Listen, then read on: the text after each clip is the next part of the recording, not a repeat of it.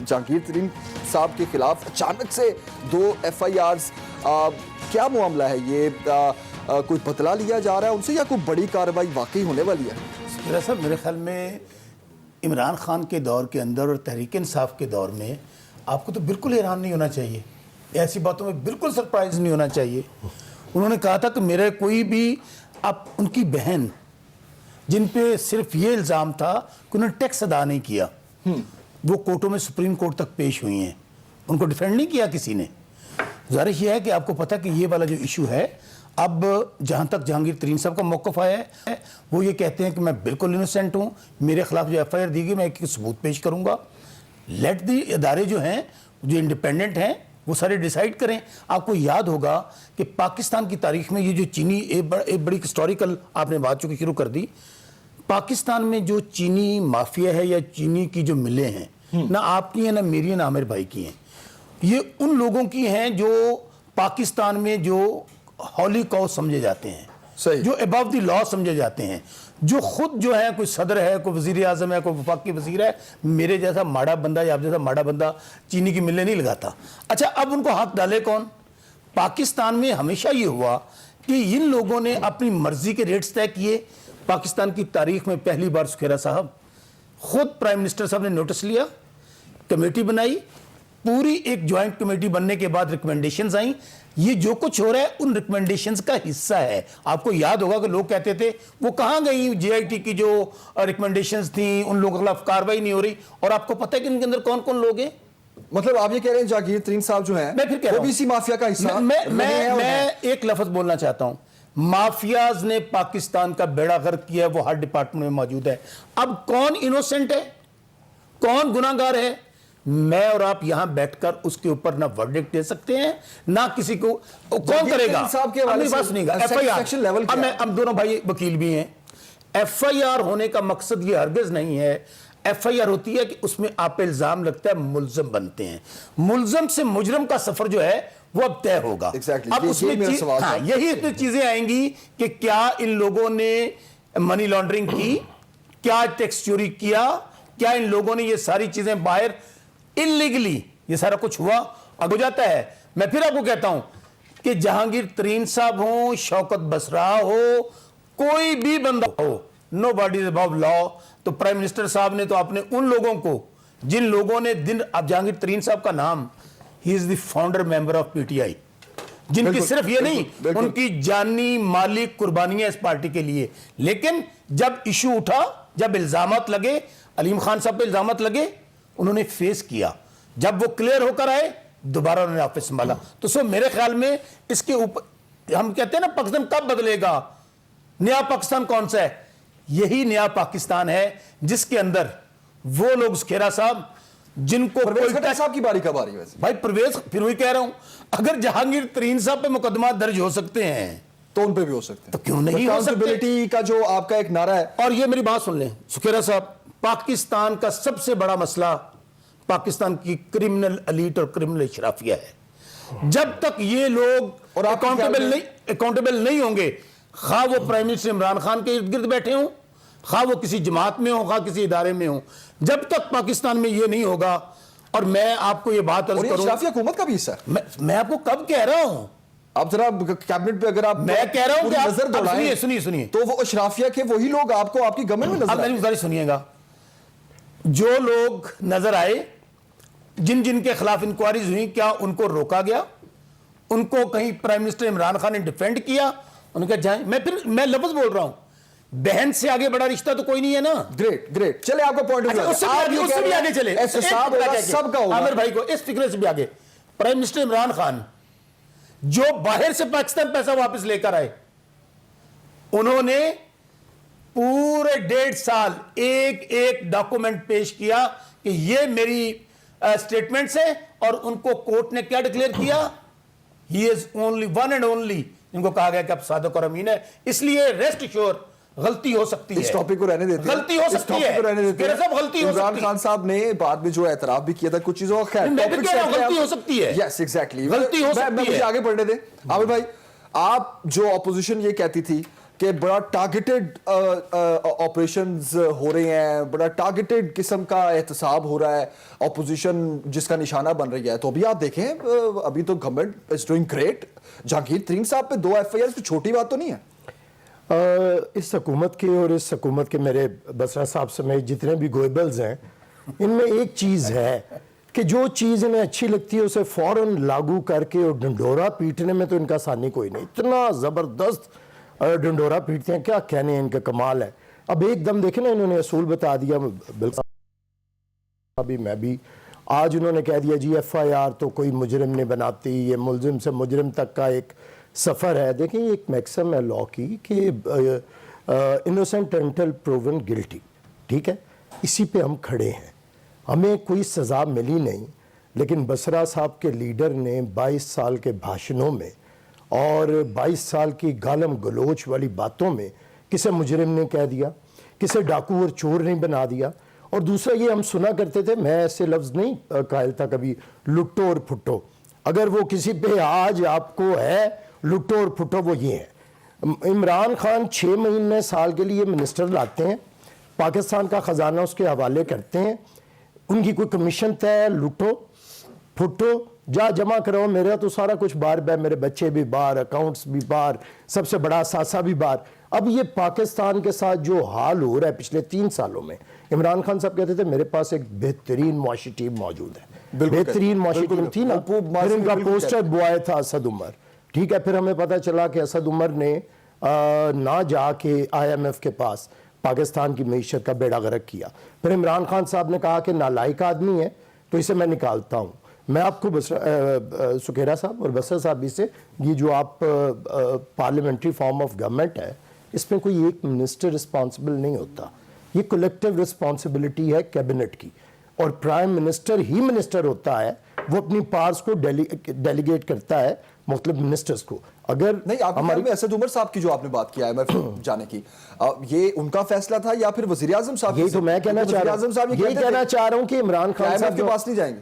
عمران خان صاحب جو 6 مہینے سال کے بعد وزیر کو ذلیل رسوا اور اس کا منہ کالا کر کے نکالتے ہیں, اور اپنا ٹیشو سے صاف کر کے بڑا ہنستے مسکراتے رہ جاتے ہیں. اس پہ تھوڑا سا یہ جو لٹو اور پھٹو کا اصول ہے کہ اچھی طرح لوٹ لو اور کہو. اب مجھے بتائیں, ابھی کہہ دیا کہ ہم جی ایسے ہیں, ہم کسی کو چھوڑتے نہیں ہیں. ساتھ ہی بسرا صاحب کو پتہ ہے نا, ترین صاحب کا کوئی نہ کوئی واپس آ گئے تو میرا کیا بنے گا. ساتھ ہی ترین صاحب کے بھی 2 چاپلوسی کے فکرے آ گئے کہ نہیں ترین صاحب تو ایسے نہیں ہیں, ترین صاحب ایسے نہیں ہیں. انہوں نے بڑا کلیئرلی کہا بسرا صاحب نے کہ ملزم سے مجرم تک کا جو سفر ہے اس میں کہیں پہ بھی آپ کو ہمارے لیے سپورٹ نہیں نظر آئی. ہمارے لیے وہ ایک سفر عمران خان کی ایک زبان ہے, زبان سے بد زبانی تک کا ہے, وہ 1 سیکنڈ میں ہو جائے گا. ان کے لیے وہ سفر کے لیے نا بڑا ٹائم لگے گا. عمران خان کے کیسز ہوں گے, رک جائیں گے, علیمہ باجی پہ کوئی بات نہیں کرے گا. ان کے جتنے کیسز آپ دیکھیں نا, ندیم بابر ہے, آپ کا وہ جو دوائیوں والا کوئی کیانی تھا وہ ہے, خسرو بختیار کا نام کمیشن کے اندر آیا, کوئی نہیں پوچھے گا. میں صرف سکھیرا صاحب ایک بات, نہیں تو آپ تو علیمہ خان صاحبہ پہ بھی بڑے الزامات لگاتے رہے. نہیں ان کے گھر, ہم ان کے گھر پہ نہیں الزامات لگاتے, اس لیے نہیں لگاتے. نہیں ان کے گھر کے جو وہ سپر ہیروز ہیں جی, ادھر کوئی جادو ٹونے کا کام ہے, ان کی سلائی مشینیں بھی اربوں روپیہ بناتا. ہمارے تو معاشرے میں, میری بات تو سن لیں, ہمارے معاشرے میں تو غریب بیچاری بیوہ عورتیں سلائی مشین چلاتی ہیں. یہاں پہ وزیر اعظم کی بہن کی سلائی مشینیں اربوں خربوں روپیہ, میں کہتا ہوں کچھ نہ کریں, وہ کوئی جو جادو ٹونا ہے نا وہ لوگوں تک شفٹ کر دیں. ہماری بھی عام مائیں بہنیں جو بیچاری سلائی مشینیں چلاتی ہیں وہ بھی خربوں کی مالک بن جائیں, ان کے بھی فلیٹس امریکہ میں نکل آئیں, انگلینڈ میں وہ مالک بن جائیں. تھوڑا سا, اور آخری بات میں پھر کہتا ہوں کہ مذاق بند کریں. آپ کے پاس نہ کوئی ٹیم ہے, نہ کوئی ویژن ہے, نہ کوئی پروگرام ہے. آپ کے پاس ٹیم تو ہے عامر صاحب. کون سی ٹیم ہے؟ دیکھیں جو کارکردگی نہیں دکھا رہا اس کو چینج کر دیتے ہیں. اچھا ٹیم نہیں ہے, یہ رینٹ منسٹر آج آپ دیکھا نہیں, پھر اشتہار ہے, نیا رشتہ درکار ہے, یہ والا دوسرا نہیں, نیا رشتہ درکار ہے وزیر خزانہ والا. انٹرویو ہو رہے ہیں, اب منہ دکھائی میں کیا دیں گے ہمیں نہیں پتا. تو ان کا تو کام ہی یہ ہے کہ یہ مجھے نیا آپ کے اعتراضات کے سمجھ نہیں آ رہی۔ ترین صاحب بھی واپس آ رہے ہیں ویسے، آپ آئیں گے، ابھی بڑے آئیں گے، دیکھیں ان کے پاس نہیں۔ اچھا میں نے جو آرگیومنٹ بیٹ کیا تھا، کر لو تھوڑا جو میں نے جو آرگیومنٹ، ہاشمی صاحب کو، آخری بات، ہاشمی صاحب کا ایک پوائنٹ، آخری بات جہاں پہ میں نے آرگیومنٹ بنایا تھا وہیں پہ ہے کہ ان کے پاس کوئی ٹیم نہیں ہے۔ ڈنگ ٹپاؤ پالیسی کے تحت عمران خان نے اس ملک کا بیڑا غرق کر دیا ہے۔ ادھر سے پکڑو، اسے کمیشن طے کرو، وزیر خزانہ سے اکیلے ملتے ہیں، اتنا لوٹو، اتنا جمع کراؤ انگلینڈ میں میرے بیٹوں کے اکاؤنٹ میں، اور کھسک جاؤ۔ یہ ہو رہا ہے۔ عامر صاحب آپ کا پوائنٹ آف ویو ہے، بس صاحب میں آتا ہوں نہال ہاشمی صاحب سے، اسی پہ میں پوائنٹ آف ویو لینا چاہ رہا ہوں۔ نہال ہاشمی صاحب، اب آپ کے خیال میں جو ایف آئی آرز ہوئی ہیں جہانگیر ترین صاحب پر، وہ کوئی کارروائی بھی ہوگی، کوئی بڑی کارروائی بھی ہوگی، یا پھر تبدیلی سرکار کی وہی پرانی روایت برقرار رہے گی؟ بسم اللہ الرحمن الرحیم۔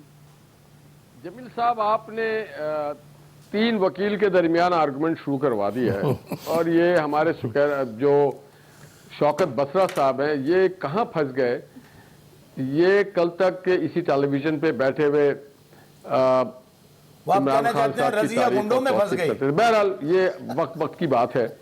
انہوں نے 2-4 بڑی اچھی باتیں کی کہ مافیا ہر ڈپارٹمنٹ میں بہت اچھی کی، ان کو شاید تحقیق کرنا چاہیے تھا۔ مافیا ڈپارٹمنٹ سے نکل کے اب کیبنٹ میں جا چکا ہے۔